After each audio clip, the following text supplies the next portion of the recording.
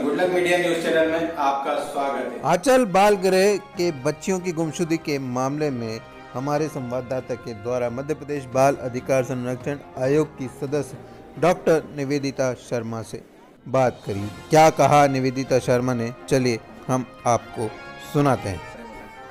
26 बच्चे तो वो थे जो पहले ही संस्था से चले गए थे अपने घरों पे, जिसकी की जांच की जानी थी, और ये 41 बच्चे वो थे जो हमको आंचल होम्स के अंदर मिले थे और जिनको संस्थाओं में रखा गया था। तो इसलिए यहाँ से तो 41 बच्चों को ही रेस्क्यू किया गया था और उन्हीं को उनके घर में सुपुर्द करना था। और रही बात रात में उनको छोड़ने की, तो ये बात तो आपको जिला कार्यक्रम अधिकारी और बाल कल्याण समिति ज़्यादा अच्छे से बताएंगी, क्योंकि उन्हीं का अधिकार क्षेत्र है। मैडम, परिवार भी वहाँ पे पैनिक हो रहे थे, सुबह से आए हुए थे, उनको भी खाने पीने की व्यवस्था नहीं थी। तो बाल आयोग क्या देखता है इन सब मामलों में, थोड़ा सा ही बताएं। और आप लोग जब कार्रवाई करते हैं तो उसके बाद में क्या उसको वहीं छोड़ देते हैं, फिर उसके बाद में किसकी जिम्मेदारी बनती है? देखिए, बाल आयोग के काम है बच्चों को देखना कि कहीं किसी बच्चे के साथ कुछ गलत तो नहीं हो रहा है, और उसकी अनुशंसा करना। अनुशंसा का जो परिणाम था वो हम सबके सामने था कि एफआईआर कराई गई, पर एफआईआर के बाद में जो कार्रवाई करने का काम है वो WCD, जो भी महिला बाल विकास विभाग जिला स्तर पर काम करता है, उसका काम होता है। या जो आप अगर ऊपर के स्तर पे जाते हैं तो डायरेक्टरेट में जो लोग बैठते हैं उनका काम होता है, और बच्चों को रखने का और सुपुर्द करने का काम बाल कल्याण समिति का होता है। यहाँ पर कहीं पर भी किसी भी भूमिका में बाल आयोग की कोई भूमिका नहीं होती है। अच्छा, तो वहाँ पे जो बच्चों के जो FIR होनी थी और जो उनकी लिखा पढ़ी होनी थी, वहाँ तो कोई ऐसा कुछ था ही नहीं, वहाँ पे लोग ही नहीं थे जिसकी वजह से कोई लिखा पढ़ी हो पा रही थी। वहाँ पे सोलंकी जी भी नहीं थे, ना तो CWC का भी कोई अधिकारी था वहाँ पे, तो सब परेशान थे। आपके जाने के पहले चले गए होंगे, क्योंकि उनके बिना तो बच्चे छोड़े नहीं गए होंगे। उनका आदेश भी किया होगा उन्होंने सुपुर्दगी का। लोगों के लिए कोई गाड़ी वाड़ी की व्यवस्था भी करनी चाहिए थी कि नहीं उनको, क्योंकि सब ऐसे ही थे, वहाँ परेशान हो रहे थे। बिल्कुल, गाड़ी की भी व्यवस्था की जानी चाहिए। मैंने तो हालांकि देखा भी था कि कोई व्यक्ति जो है वो उनके लिए गाड़ी लेके भी आए थे।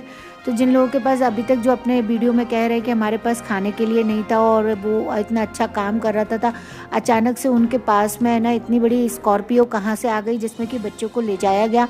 और दूसरी बात, जिस प्रकार से वो हॉस्टल में छोड़ के गए थे बच्चों को, यदि उसी प्रकार से उस हॉस्टल से निकाल के, जिसकी की मान्यता प्राप्त नहीं थी, जहाँ पर कि बच्चे कभी भी कहीं भी गुम हो सकते थे, अब हमने एक मान्यता प्राप्त संस्था में CWC के ऑर्डर से अगर रखवा दिया था, तो फिर पेरेंट्स को इसमें क्या दिक्कत थी वहाँ संस्थाओं में रखवाने में। 2 बच्चों को नहीं छोड़ा गया था, वहाँ आरोप लगाया 2 बच्चे हमारे नहीं मिले।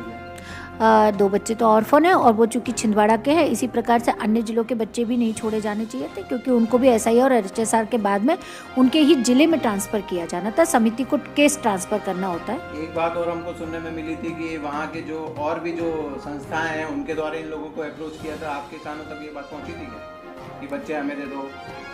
अन्य संस्थाएं मतलब? जैसे ये संस्था इलीगल खुली हुई थी, और भी मध्य प्रदेश के अंदर और भी संस्थाएं हैं, जैसे नहीं, ये मेरे पास नहीं आया अप्रोच। और वैसे भी कहीं नहीं जा सकते बच्चे, जिस जिले में मिलते हैं उसी जिले के होम्स में उन बच्चों को रखा जाता है। कहीं ना कहीं फंडिंग का भी कुछ मामला सामने आने की बात चल रही थी, कुछ आपको फंडिंग तो आज आई है। एक आपके जो मीडिया है समूह है उसके द्वारा ये दिखाया भी गया है कितने प्रकार की फॉरेन फंडिंग कहाँ से इनको हो रही थी, तो इसकी भी जाँच की जानी चाहिए। तो मैडम, इसमें ऐसा तो नहीं कि बच्चों को बेचने की भी बात चल रही, जैसे फॉरेन में पढ़ाने लिखाने के बाद में, या बेचने की भी बात चल रही थी? अब ये तो जांच का विषय है। हाँ, जांच का विषय एक जो आना चाहिए, जो इतने सारे बच्चे जो बाहर से आए थे, तो उनको एक तरीके से उनके पास अप्रोच कौन कर रहा था? क्या इसमें और संस्थाएं भी लिप्त है क्या?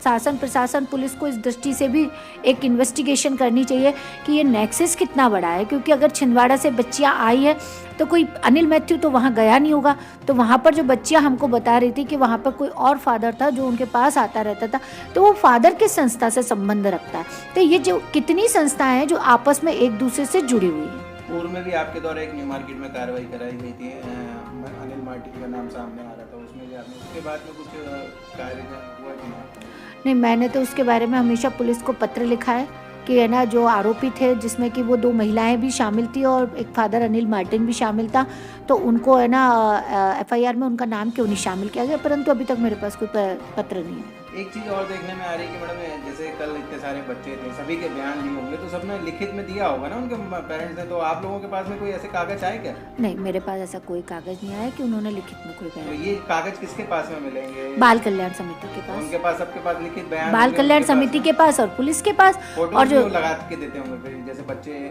छोटे छोटे हैं तो। हाँ, तो वो तो शुरू में ही फोटो लगाई जाती है, उनका पूरा जो संस्था में जहाँ रखे जाते हैं वहाँ पूरा ICP इंडिविजुअल केयर प्लान तैयार किया जाता है, जिसमें बच्चों के फोटोग्राफ्स होते हैं और साथ ही साथ जिस बच्चे माता पिता के सुपुर्द किया जाता है उसके साथ भी फोटो खींच के अपनी फाइल में रखा जाता है। अब आप लोग क्या करने वाले? बच्चों को पेरेंट्स के पास छोड़ दिया तो अब आप लोग क्या करेंगे? आगे की क्या कार्रवाई रणनीति रहेगी? एक तो हम लोगों ने कल ही पत्र जारी किया है कि जितनी भी 26 बच्चियां हैं उनको बाल कल्याण समिति के समक्ष प्रस्तुत करवा के उनके आइडेंटिटी को पुख्ता किया जाए और उनका ये कथन लिखा जाए कि वो गई क्यों थी, कैसे गई थी, किसने उनको बताया इस होम्स के बारे में और फिर वो वापस क्यों चली गई। दूसरा, हमारा जो आज हम लोगों ने कार्रवाई करने के लिए जो सोचा है वो ये है कि जब सब कुछ सामने ही आ गया तो केवल अनिल मैथ्यू तो इसके लिए जिम्मेदार नहीं होगा, इसमें पूरी की पूरी संजीवनी संस्था जिम्मेदार है। तो शासन को ना कि अनिल मैथ्यू को अकेला अपराधी बनाना चाहिए, संजीवनी संस्था के जितने भी समिति के पदाधिकारी उन सबके विरुद्ध कार्रवाई करनी चाहिए। और जिसको सो कॉज नोटिस दिया गया था, जिला कार्यक्रम अधिकारी सोलंकी, सुनील सोलंकी, उनको इस जांच दल में क्यों शामिल किया गया, उनको भी वहां से हटाना जाना जो चाहिए। कानून वो जी थे, कल हमने उनसे बात करी थी, हम लोग वहीं पे उपस्थित थे, तो उनको तो ये जानकारी नहीं थी कि बच्चों को छोड़ा जा रहा है, मतलब कहीं ना कहीं हमको भी जानकारी नहीं थी, हमें भी आप ही के माध्यम से पता पड़ा कि है ना बच्चे छोड़े गए हैं। अच्छा। तो अब ऐसे तो मध्य प्रदेश के अंदर और भी ऐसी संस्थाएं हैं जो चल रही हैं, उन पे भी कार्रवाई आप करेंगे क्या? कार्रवाई करना ही है और कुछ तो सब शासन के सामने भी है, लगातार पेपरों में छप भी रहा है किस प्रकार की संस्थाएं यहाँ पर संचालित है। तो आपको क्या लगता है कि मध्य प्रदेश के जो वर्तमान में मुख्यमंत्री हैं मोहन यादव जी, वो इस मामले को लेकर संज्ञान लेंगे? बिल्कुल लेंगे संज्ञान में, और उन्होंने कहा भी है कि एक भी आरोपी बचना नहीं चाहिए। तो मुझे ऐसा लगता है कि मुख्यमंत्री जी इसके प्रति संवेदनशील है।